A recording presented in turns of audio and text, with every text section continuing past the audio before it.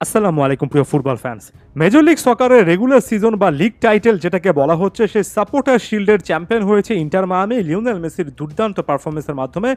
এবং এটার পর থেকে আপনারা অনেকেই প্রশ্ন করেছেন, অনেকবারই প্রশ্ন করেছেন যে ইন্টার মায়ামি শেষ পর্যন্ত ক্লাব বিশ্বকাপে কোয়ালিফাই করেছে কিনা। 2025 ক্লাব ওয়ার্ল্ড কাপকে কেন্দ্র করে যে একটা অন্য রকমের আবহ কাজ করছে, যেখানে 32টা দল নিয়ে অনেকটা বিশ্বকাপ ফরম্যাটের একটা নতুন টুর্নামেন্ট, অর্থাৎ আগের ক্লাব বিশ্বকাপের ফরম্যাটটাকে ভেঙে ফিফা আকর্ষণীয় একটা প্রতিযোগিতা শুরু করছে, সেটাতে ইন্টার মায়ামি কোয়ালিফাই করবে কিনা। অনেকেই ডিক্লারেশন দিয়ে ফেলেছেন যে ইন্টার মায়ামি অলরেডি নাকি কোয়ালিফাই করেছে। পুরো ব্যাপারটা একটু বিশ্লেষণ করার চেষ্টা করছি।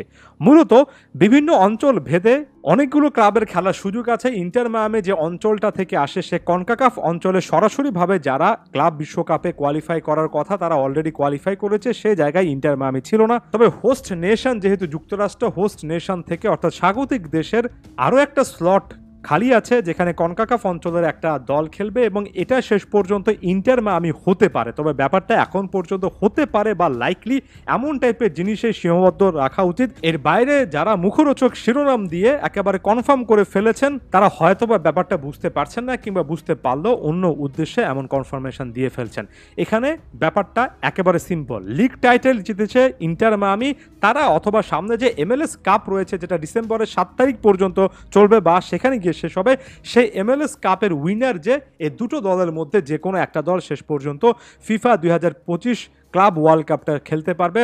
অর্থাৎ হয় এটা league title champion inter Miami, অথবা MLS কাপ চ্যাম্পিয়ন ভবিষ্যতে যে দলটা হবে ডিসেম্বরের 7 তারিখে চ্যাম্পিয়ন, তারা আসবে। দুটো দলের মধ্যে যে কোনো একটা দলের খেলার সুযোগ আছে হোস্ট নেশনের একটা ক্লাব হিসেবে।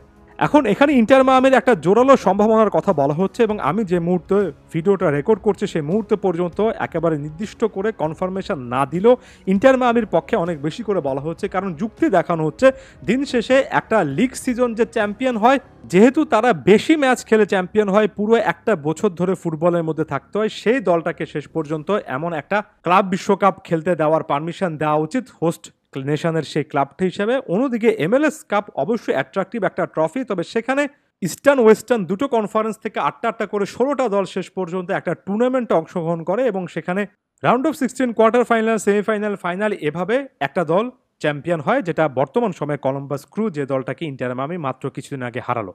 আবার MLS কাপটাতে যেহেতু ইন্টার মায়ামি আছে, তাদেরও চান্সেস আছে একই সঙ্গে লিগ টাইটেল জয় করার পরে এবার MLS কাপ জয় করার। তবে আমার কাছে মনে হয় সেটা না করলেও চলবে।